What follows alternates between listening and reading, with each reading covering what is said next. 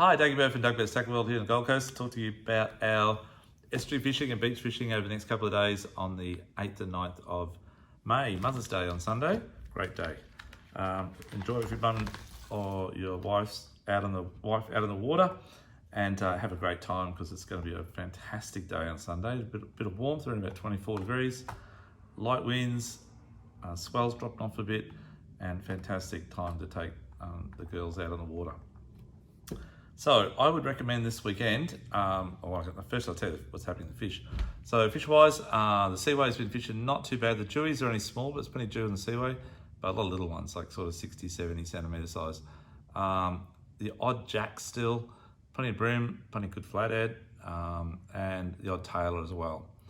Unfortunately, we do have westerly winds this weekend, but the swell's still up a little bit, so you can't sort of get in behind the surf break in the boat and catch tailor this weekend, casting lures in the surf, but you can from the surf out.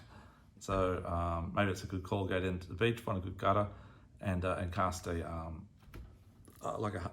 metal or a small stick bait, heavy weight, around 40 grams, into those nice deep gutters and work it back out of the gutter during the day when the sun's up fairly high.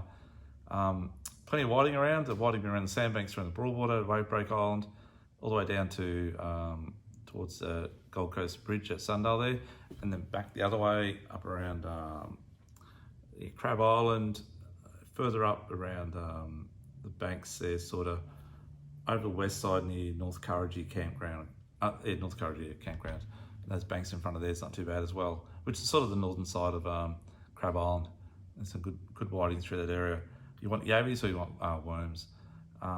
But if you want to catch whiting this week, I'd probably take the kids down the beach as the surf's not too bad, and have a fish for whiting up the beach. There's been plenty on just the little gutters in close. The kids can fish there like a 7-foot rod or a 6-foot rod. Obviously yourself, you might use an 8 or 9-foot rod or 10-foot, but you're fishing in very close. You're only fishing within about 30 meters of where you're standing, not even that. And casting with a sort of around about a 3 or 4 ball sinker, so this sort of size. If you can see those. I use around around 10 or 12 pound leader, just enough so I can sort of pull the hook out without breaking the line. Fluorocarbon, of course. My favourite hook to use by far, because I do like true turn hooks, but I also like these fellows. They're a number 4 medium shank straight eye with the barbs on the back, stainless steel, very sharp. They're a beak hook as well, so they curve in at the tip, and they do not miss. They get right down the nice size whitings backside, right down. Swivels, I like to use about size 6, definitely in a black crane, not a brass barrel. Okay, and to go with all that, so my lead is about 45-50 centimeters long, and running hook at the bottom, swivel, running sinker up to my rod, between the rod and the swivel. But to go that, you need worms. So we do sell preserved worms, so like these fellows here. They work really, really well. They also work well in the Broadwater too. They work well on the beach, or you can catch your own worms if you know how to do it. You can watch our YouTube thing and see how it's done if you want. So get yourself down there. It's beautiful on the beach on maybe on Mother's Day on Sunday. If the girls want to go down, take them down there, have a little picnic, and catch a few whiting, and then go back home that night and enjoy the whiting cook up. Might be a good thing to do. Other things that are happening in the Broadwater, there have been a lot of giant herring and tarpon around. My mate Jason Redmond, a young Lockie that works here on a Saturday, young fella with blonde hair, they have been smashing the fish. They've been getting the giant herring up to about sort of 80 centimeters. They're the ones that are landing, and they're getting smashed by bigger ones up to a meter. They're really big giant herrings, and they're schooled up throughout the Broadwater. You just got to find the birds sort of hovering around, and they'll be under them, okay? And there's tarpon there as well, up to about 60 or 70 centimeters in length. They're quite good sized tarpon. Other species you catch with them are trevally, bream, flathead, all the species that you would think. So that's been a really good thing happening at the moment.